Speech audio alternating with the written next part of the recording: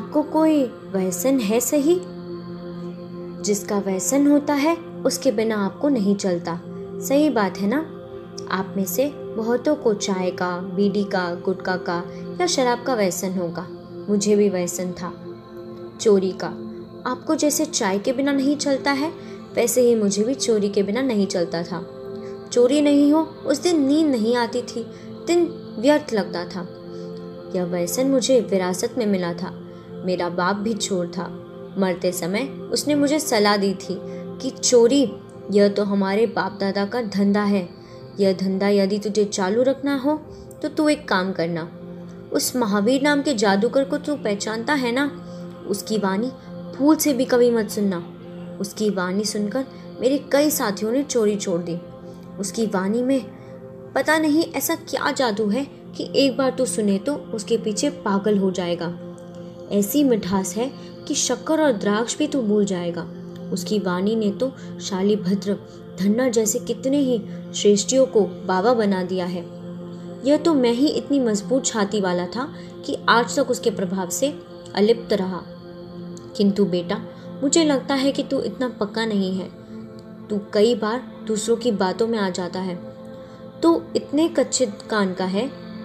इसलिए तुझे मेरी खास सलाह है कि जिंदगी में यदि सुखी होना हो, बाप दादा के धंधे को टिका कर रखना हो, तो कभी महावीर की वाणी मत सुनना। मृत्यु समय की पिता की सलाह कौन सा पुत्र नहीं मानता। हर एक पुत्र को विश्वास होता है कि मृत्यु समय मेरे पिताजी मुझे जो कहेंगे वह मेरे हित के लिए ही कहेंगे। पिताजी की हित शिक्षा में सुनता रहा।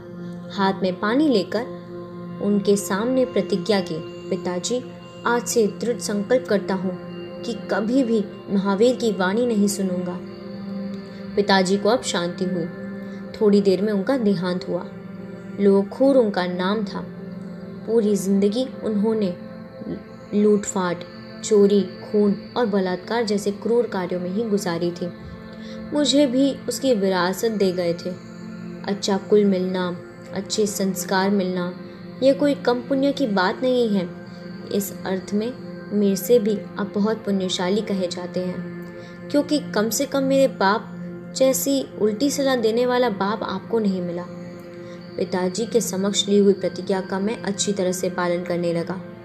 चोर को भी कुछ प्रतिज्ञा तो होती है। महावीर कभी कभार राजगृह में आते थे। उनकी वाणी सुनने अनेक श्रेष्ठी, सामंत, राजा वगैरह जाते थे। मेरे जैसे डाकू भी जाते और उनका जीवन बदल जाता। ऐसे समाचार मुझे मिलते तब मैं गुस्से से भर जाता। बेचारे बिल्कुल कान के कच्चे, किसी की बात में आ गए, धंधा खो बैठे। बेचारों का परिवार अब भूखा मरेगा। यद्यपि मैं बातों में आ जाऊं वैसा नहीं हूँ, फिर भी वाणी सुनने के लिए तो नहीं जाऊंगा। प्रतिज्ञा यानी प्रतिज्ञा। बहुत बार महावीर आए, पर मैं उनके पास गया ही नहीं। वे उत्तर में हो तो मैं दक्षिण में चला जाता था। हो सके वहाँ तक मैं दिशा ही पलट देता था। लाचार होकर जाना ही पड़े तो कान में अंगुलियां डालकर भाग जाता। भूल से भी उनके शब्द मेरे कानों में पड़ने ही नहीं चाहिए।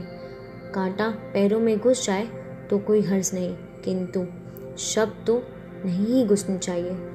कांटों से जितना डर नहीं था, उतना डर मुझे उनके शब्दों से था।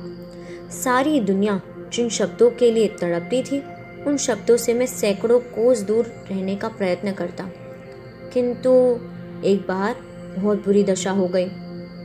मैं कान में अंगुलियां डालकर जोर से भाग रहा था, वहीं पैर में जोर से कांटा चुभा। जोर से दौड़ते समय कांटा भी जोर से ही लगता है ना। हथेली की मर गया। आज तो बचना मुश्किल है। कांटा निकालना होगा तो कान में से उंगलियां निकालनी ही पड़ेगी। कान में से अंगुली निकालूंगा तो उसकी वाणी सुनने में आ जाएगी। देखो तो सही, भगवान ने शरीर भी कैसा दिया है। नहीं देखना हो तो आप आँख बंद कर सकते हो, लेकिन साले कान तो बंद हो ही नहीं सकते। कान पर कोई ढक्कन नहीं है। कितना अच्छा होता यदि कान भी बंद कर सकते। उस क्षण मुझे भगवान को भी गाली देने का मन हो गया। आँख बंद कर सकते हैं और कान नहीं बंद कर सकते, ऐसा पक्षपात भरा मोड़ किस लिए? लेकिन ऐसे बड़बड़ाने से शरीर कुछ फर्क पड़ने वाला नहीं था। जो वस्तु स्थिति है उसका स्वीकार किए बिना छुटकारा नहीं था। मैंने दुखित मन से अंगुलियां निकाली और जल्दी जल्दी कांटा निकाला। कांटा निकालने से थोड़ी देर तो लगती है ना, इतनी देर में महावीर के शब्द कान में पड़े। देवो जमीन से 4 अंगुल ऊपर रहते हैं, उनकी आंखें झपकती नहीं हैं, उनकी पुष्प मालाएं मुरझाती नहीं हैं, शरीर के ऊपर मैल या पसीना नहीं होता। तकलीफ हो गई, नहीं सुनना था फिर भी सुनाई दे गया। बहुत प्रयत्न पूर्वक बरसों से पली हुई प्रतिज्ञा आज टूट गई। सुनाई दिया तो भले सुनाई दिया, अब यह सब सुनना हुआ मैं भूल जाऊं। मैं भूलने का प्रयत्न करने लगा, लेकिन यह क्या, जो जो उन शब्दों को भूलने का प्रयत्न करने लगा त्यों त्यों ज़्यादा से ज़्यादा वह वाणी अंदर गूंजने लगी। मन का ऐसा स्वभाव है कि जिसे भूलने का प्रयत्न करते हैं वही वस्तु बार बार याद आती रहती है। मुझे बार बार वही शब्द याद आने लगे।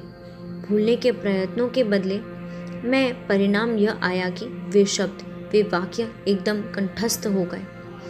मैंने अपना धंधा चालू ही रखा। मेरी ज़बरदस्त चोरियों से पूरा राजगृह नगर त्राहिमाम पुकार उठा।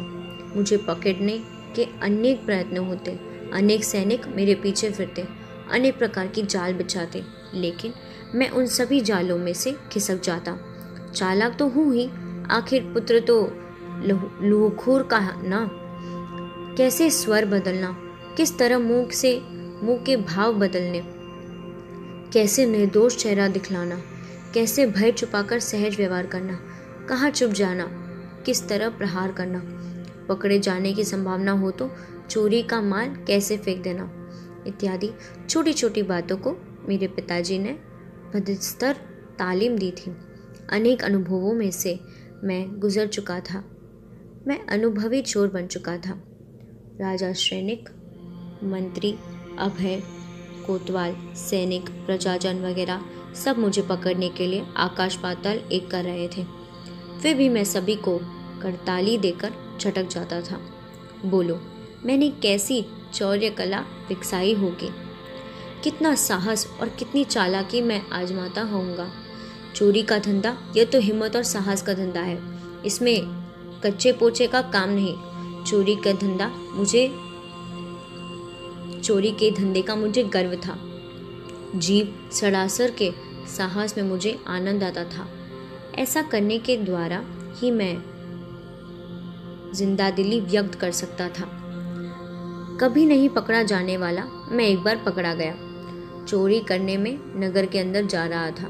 लौटते समय में किले को कूद कर जा रहा था, लेकिन इस बार किले को चारों ओर से सैनिकों ने घेर रखा था। इतना अच्छा था कि मेरे पास कोई चोरी का माल नहीं था।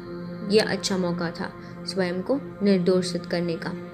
पकड़ा गया तो क्या हुआ, अभी भागने के, निर्दोष सिद्ध होने के मेरे पास बहुत सारे रास्ते थे। अभय कुमार का नियम था कि चोरी का आरोप सिद्ध होने के बाद ही सजा करनी। चोरी के माल के बिना वे लोग मुझे कैसे दोषित सिद्ध कर सकते थे। मेरी पूछताछ की गई। तेरा नाम क्या है? दुर्गचंद, मैंने कहा। तेरा गांव कौन सा है? शालिग्राम। किसका धंधा है? खेती का। यहाँ क्यों आए? मेरी खेती के काम से आया था, लेकिन देर हो जाने के कारण किले के दरवाजे बंद हो चुके थे, इसलिए किला खोद कर मैं अपने गांव जा रहा था। वहाँ आपके सैनिकों ने मुझे पकड़ लिया। एकदम निर्दोष चेहरा बनाकर अत्यंत सहजता से मैंने जवाब दिया। चोर की छाती कच्ची होती है, उसके जवाब में होते हैं। यह सभी मैं अच्छी तरह से जानता था, इसलिए ही एकदम निर्भयता का अभिनय करके मैंने जवाब दिया। नाटक का अभिनेता भी नहीं कर सके उतना मेरा निर्भयता और सहजता का अभिनय था। आप ऐसा ना माने, मैंने अंत संत गप्पे लगा दिए। मेरे सारे उत्तर योजनाबद्ध थे। पूरा शालिग्राम मैंने मेरे कब्जे में रखा था। खूब पैसे देकर सभी ग्राम लोगों को मैंने वश में कर लिए थे। ऐसा कोई प्रसंग आ जाए तो तुम्हें ऐसे ऐसे जवाब देने, ऐसे भी सिखा दिया था। हम चोर लोग कोई कच्चे नहीं होते, पूरी तरह से तैयार होते हैं। कोतवाल की 2 आँख होती है और हम 4 आँख लेकर फिरते हैं। राजा ने शालिग्राम में जांच पड़ताल करवाई। मेरी बात सच निकली। अब क्या हो सकता है? मुझे कैसे पकड़ा जा सकता है? नीतिमान राजाओं का ऐसा कानून होता है कि 100 दोष छूट जाए तो हरज नहीं, परंतु एक निर्दोष को सजा नहीं होनी चाहिए। मैं दोषित साबित नहीं हुआ। वहां तक कानून कुछ भी काम कर सके वैसा नहीं था। परंतु अभय कुमार किसका नाम? उसने नई युक्ति लगाई। मुझे प्रेम से भोजन करवाया। भोजन के बाद मुझे ऐसे पेय दिए कि पीने के साथ ही मूर्छित हो गया। बाद में मुझे पता चला कि वह पेय चंद्रहास मदिरा था। मैं जब होश में आया तब चकित हो गया। मुझे क्षण भर लगा मैं स्वर्गलोक में आ गया हूँ क्या? यह कहीं सपना तो नहीं, कोई भ्रांति तो नहीं है ना? मैंने अपने आप को थप्पड़ मारकर नक्की किया कि वह सपना तो नहीं ही है। सोने के रत्न जड़ित स्तंभ, फूलों की बौछारें, महकता वातावरण, मदहोश अवस्था में नाचती अप्सराएं, संगीत के मधुर सुर बहाते गंधर्व, स्तंभ हो जाए वैसा वातावरण था। जय जय नंदा, जय जय भद्दा, आपकी जय हो, आपका विजय हो। हमारे पुण्योदय से यह स्वर्ग लोक में आपका आगमन हुआ है। यह आपका विमान है, हम आपके सेवक हैं। यह सभी आपके उपभोग के लिए है। एक छड़ीदार मेरे पास आकर मधुर स्वर में बोला, किंतु स्वामिन, स्वर्ग लोक का ऐसा नियम है कि आगंतुक देव अपने पूर्व जन्म का पुण्य पाप का हिसाब बताते हैं, तो आप अपने पूर्व जन्म का रहन सहन बताइए। मैं छड़ीदार की बात सुनकर सावधान हो गया।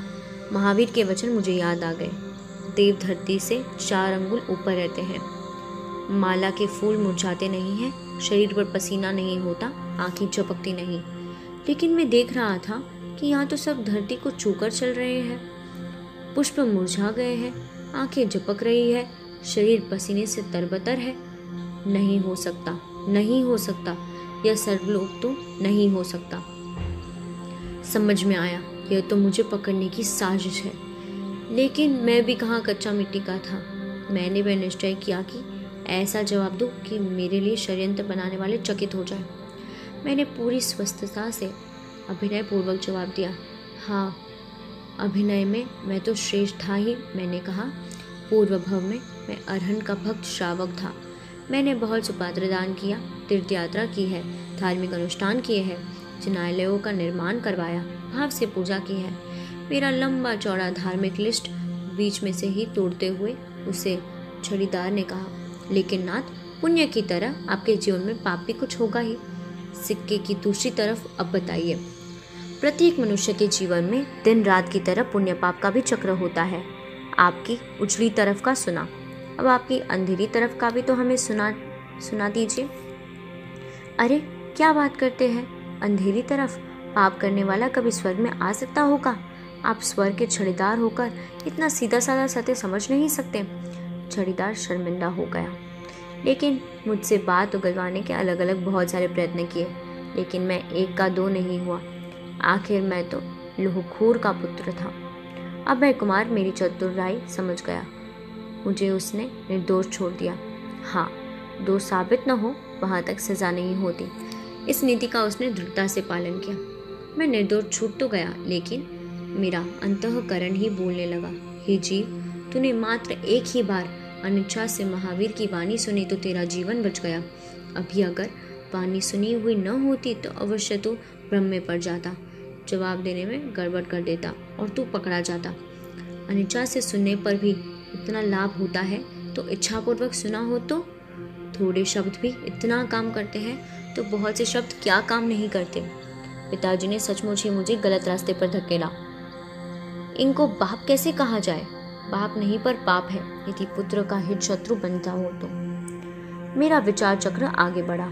अरे रे, इस जीवन में मैंने कितनी चोरियां की, कितनों को परेशान किया, कितनों की आह ली। हिंसा से भी चोरी ज्यादा दुखी देती है। हिंसा खून में तो सामने वाला व्यक्ति को मात्र क्षण भर दुख होता है, जबकि चोरी में तो व्यक्ति बेचारा जीवन भर दुखी होता है, जीवन भर जला करता है।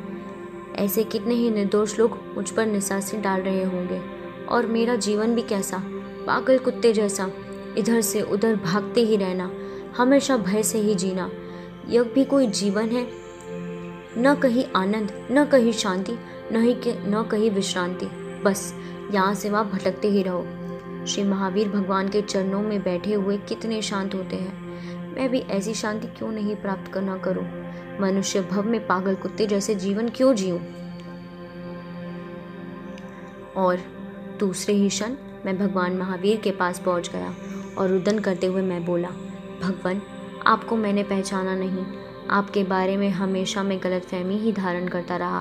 मुझे ऐसा ही लगता आप जादूगर हैं, इंद्रजालिक हैं, लोगों को भ्रमित करते हैं। लेकिन प्रभु, आज मुझे आप पर परम कृपा करुणा के सागर लगते हैं। आपकी आंखों में करुणा का विशाल सागर हिलोरे लेते मैं देख रहा हूँ। प्रभु, आपके